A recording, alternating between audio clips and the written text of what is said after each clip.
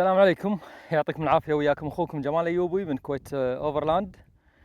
اليوم راح أكلمكم عن لاند روفر ديفندر مثل ما تشوفون وراي.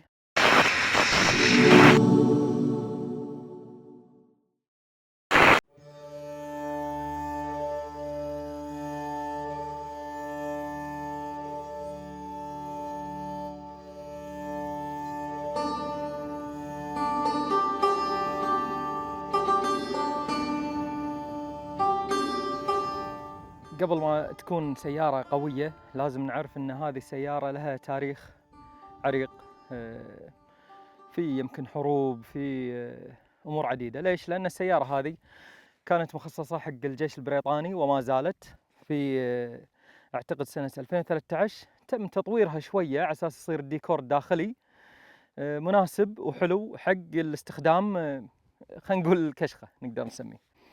طبعا أنا ليش اخترت هذه السيارة؟ اخترت هذه السيارة على أساس الأوفرلاند في استراليا أو في جنوب أفريقيا دائما يستخدمون السيارتين، يا هذه لاند روفر ديفندر أو يستخدمون اللاند كروزر التويوتا.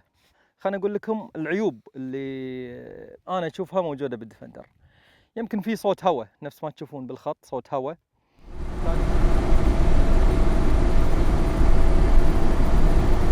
ثاني شيء سرعة ما في، يعني التسارع ماله جدا بطيء. الماكينة 4 سلندر ديزل، ماني مداش بالتفاصيل التقنية، كم تورك كم حصان، هذه تقدر تدش الانترنت انت تطلعها بسهولة. مكيف بس قدام، غير عادي، ديزل.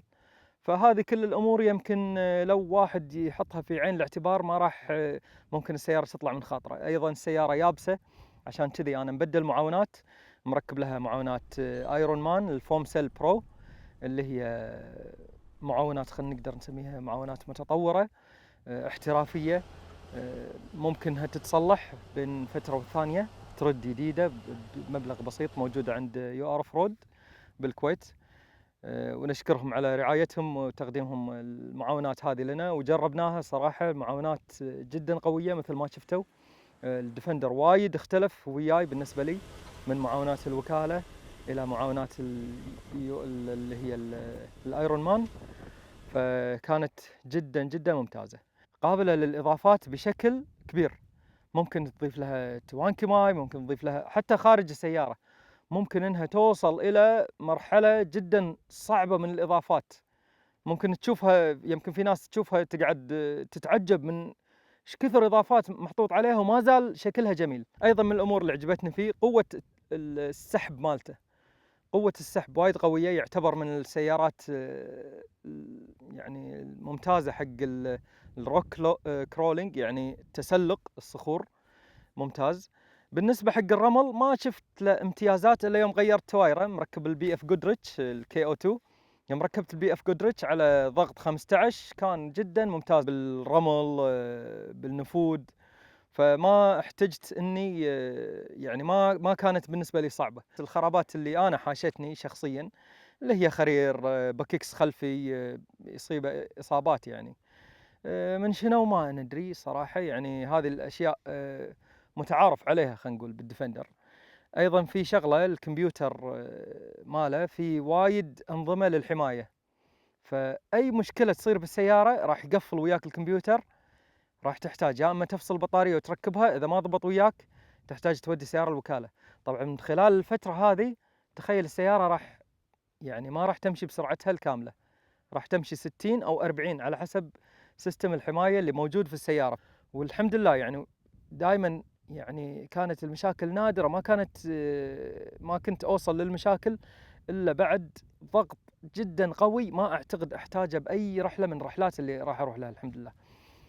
ويمكن شفتوني بالرحلات اللي طافت، رحت عمان بالديفندر، رحت السعودية، رحت منطقة حقل على أطراف البحر الأحمر، ودخلنا بالوديان، دخلنا يعني الصحاري بعيدة. الحمد لله أمورنا طيبة. رحنا هم رحلة من الرحلات إلى حايل وتبوك بسيارة واحدة بالديفندر بس.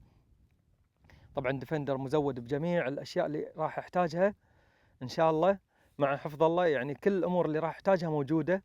من الأمور أيضا اللي كانت تخوفني إن السيارة ممكن يحوشها خلل بمكان وايد بعيد مثلا بالسعودية، وما راح أحصل أحد يقدر يشتغل على السيارة. مثل ما أنتم عارفين هذه السيارة حديثة غير عن الديفندرات القديمة، فراح تسبب لي بعض المشاكل ممكن في مرحلة تصليح، ولكن الحمد لله مثل ما قلت لكم أمورها طيبة. الحين إن شاء الله راح أراويكم بالسيارة شنو الإضافات اللي أنا مركبها وشنو استخداماتي لها. ليش أنا اخترت الديفندر؟ قلت لكم الباب هذا وايد يسهل لي المسألة، وايد يسهل لي. طبعا دائما احنا اثنين نروح بالسيارة، ولكن هذا اقدر انا اودي الاهل وياي مثلا بالرحلات. ومثل ما تشوفون شلون هني سميتي بلت حاط له، موجودين عندي يو رود اللي هي الجناط هذه اللي تتركب على الكشنات. طبعا بالامام مركب هني سيستم الاسبود، وهني الدقم مثل ما تشوفونها، هذه كامل الدقم للتحكم بالكشافات. محول انا مركبه داخل هذا البوكس من تحت، وبعدين شوفوا الفتحه مالته كهني اضافه انا ضايفها على اساس ترفع ايدي اقدر حق الشفت حق الجير العادي، راح تكون ممتازه بالنسبه لي. طبعا مثل ما تشوفون هذه الدرايش تتبطل وتسكر بسهوله، في لها 3 اقفال بس عشان تشد، ومركب لها المولي هني مثل ما تشوفون.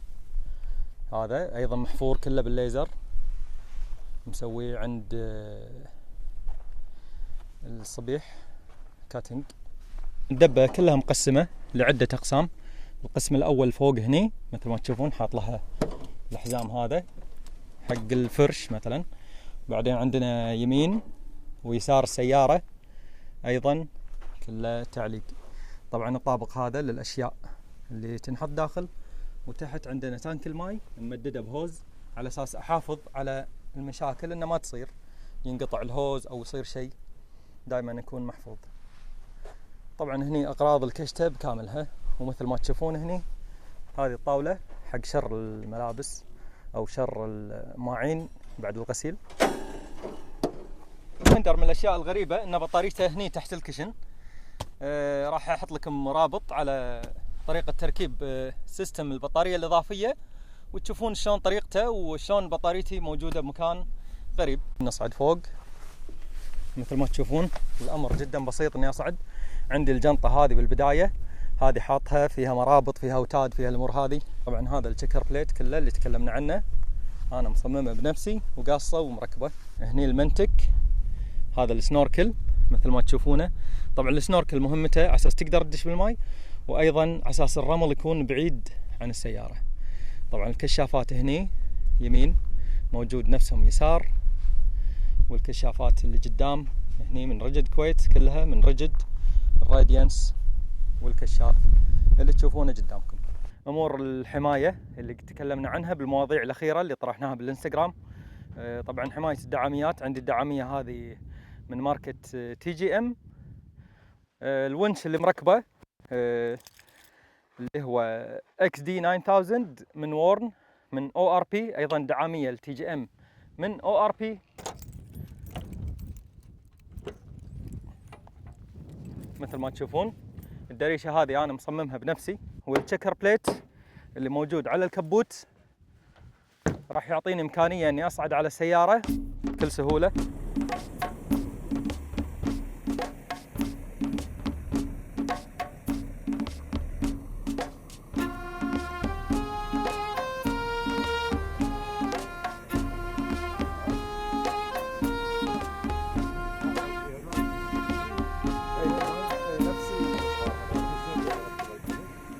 هذا الاي سيريس، وهذا الراديانس الدولي، وايضا الراديانس اللي هو ال40 انش. هذه كلها من ريجد كويت من محل كي ان اس. الحمد لله ما شاء الله يعني اموره طيبه بالنسبه لي، واتمنى تكونون استمتعتوا في هذه الجوله السريعه على السياره، وان شاء الله نلقاكم في رحلات قادمه ونراويكم استخدامات جميع الاغراض اللي انا مركبها. مثل ما شفتوا بدايه الرحله المعاونات اليو ار رود مشكورين للرعايه، ايضا الدعاميه من تي جي ام موجوده عند او ار بي، الونش او ار بي، الكشافات من ريجد كويت، امور عديده ومختلفه موجوده بالسياره، ومن خلال الرحلات ان شاء الله راح نتطرق لها اكثر واكثر وتشوفونها بالاستخدام الفعلي. كان وياكم اخوكم جمال الايوبي من كويت اوفرلاند. السلام عليكم ورحمه الله وبركاته.